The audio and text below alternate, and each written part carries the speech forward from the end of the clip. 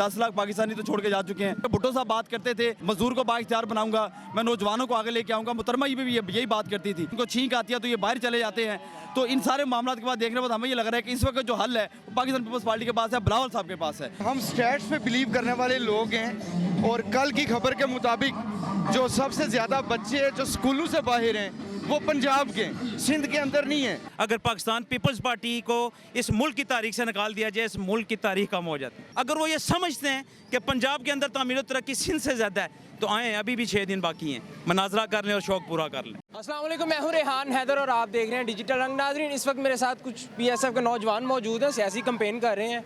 मुल्क में सियासत की गहमा गहमी 8 फरवरी को एक बड़ा मुकाबला होने जा रहा है लाहौर NA 127 में, जो कि अता तारर और बिलावल भुट्टो के दरमियान है।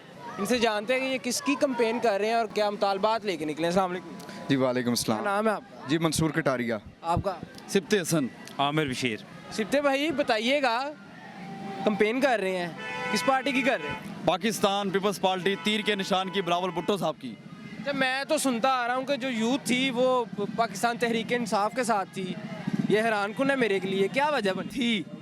अब जो यूथ है वो चेयरमैन बिलावल भुट्टो साहब के साथ है, क्योंकि 8-10 साल हमने देख लिया है कि ये डिलीवर नहीं कर सके, किसी भी तरह की कोई चीज़ जो है एम्पावरमेंट नहीं दे सके। उसका असर ये है कि 10 लाख पाकिस्तानी तो छोड़ के जा चुके हैं, जो नौजवान हैं। अब आगे की सूरत हाल को संभालना है और वो करंट, वो नज़रिया, वो मंशूर जो वामी मुआशी माहिदा है चेयरमैन बिलावल साहब का, हमें उसमें नज़र आ रहा है कि उसमें करंट है। अब पीपल्स पार्टी आके ही हकीकी मसाइल को हल कर सकती है और किसी पार्टी में सकत ही नहीं है, जान ही नहीं है, नज़रिया ही नहीं है। क्या देख रहे हैं आप बिलावल में, ऐसा क्या खास आपने देख लिया?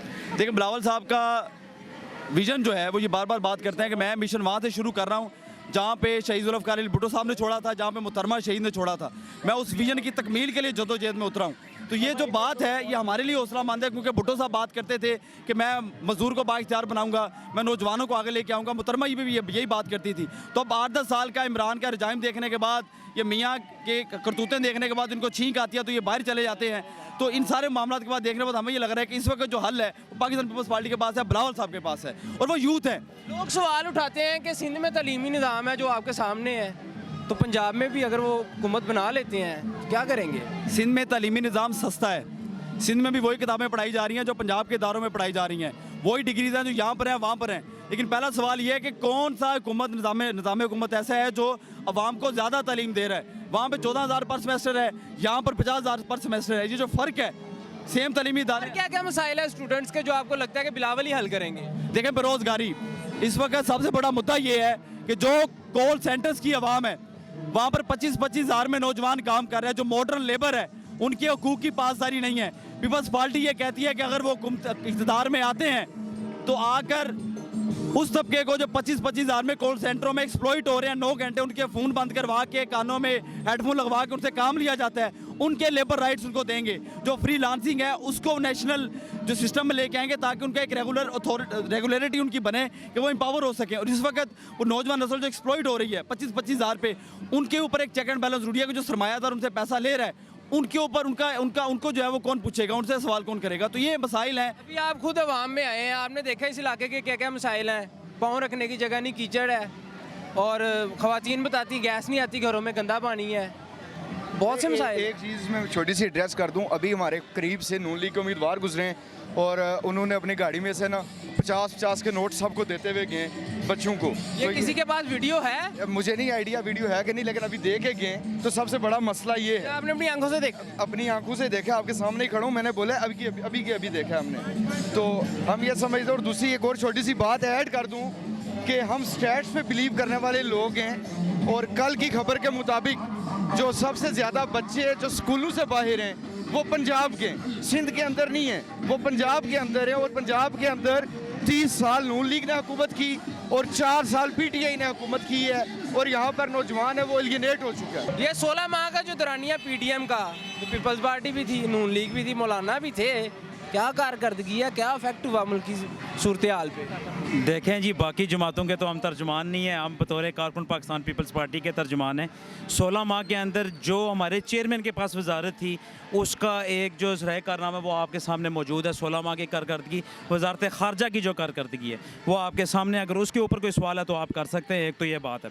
दूसरी ये बात है कि पाकिस्तान पीपल्स पार्टी, जैसे आपने मेरे कॉमरेड से आप सवाल पूछ रहे थे तालीमी निज़ाम के हवाले से, देखें किसी भी मुल्क के अंदर जो एजुकेशन सिस्टम होता है उसकी कोई डायरेक्शन होती है।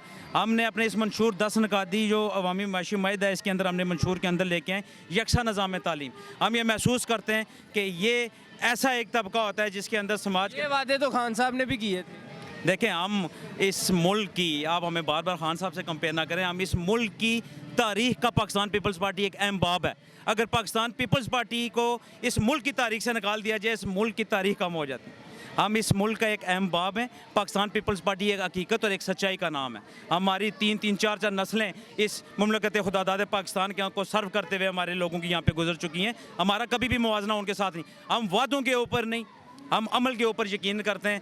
हम कैंपेन के अंदर भी आपने देखा कि लोग कहते हैं कि हम ये कर देंगे, हम अमली मैदान के अंदर मौजूद हैं। हमारे मुकाबले में आज मैं आपको वसूख के साथ कहता हूँ, इनके मुकाबले में अगर कोई सियासी कारकुन आपको पूरे लाहौर के अंदर अगर नज़र आता है, आप ले आए सामने, आप मुनाजरा कर लें, कारकुन के साथ कर लें। यही वजह है कि उनका कारकुन हमारे कारकुन के साथ मुनाजरा नहीं कर सकता, और उनका जो लीडर है, जिनको वो सो कॉल्ड लीडर कहते हैं, वो हमारे लीडर चेयरमैन बिलावल भुट्टो जरदारी से मुनाजरा करने हैं। जैसे आपको पता है, मीडिया के अरकान है, आपको पता है कि वो भाग रहे हैं। हमने उनको गंबट के अंदर दावत दी, वो भाग रहे हैं। हम आज भी ये कहते हैं, अगर वो ये समझते हैं कि पंजाब के अंदर तामीर और तरक्की सिंध से ज़्यादा है, तो आएँ, अभी भी 6 दिन बाकी हैं, मुनाजरा कर लें और शौक़ पूरा कर लें। लास्ट पे ये बता दीजिएगा कि बड़ा मुकाबला है, कांटेदार मुकाबला होने जा रहा है तार और बिलावल साहब के दरमियान, क्या रिजल्ट देख रहे हैं आप? तो वहाँ में निकले हुए हैं। कांटेदार तो आपको महसूस हो रहा है। इंशाल्लाह 1 वे ट्रैफिक चलेगी 8 फरवरी को। वो कहते हैं ढील हो गई हुई उनकी डील किसी और से हुई होगी, हमारी इन लोगों से हो गई है, हमारी आवाम से हो गई है। बहुत शुक्रिया जी। तो नाज़रीन, आपने देखा कि नौजवान मेरे साथ मौजूद थे, इन्होंने अपनी गुफ्तगू बताई। आप अपनी राय से ज़रूर आगाह कीजिएगा। मुझे दीजिएगा इजाज़त। अल्लाह निगहबान।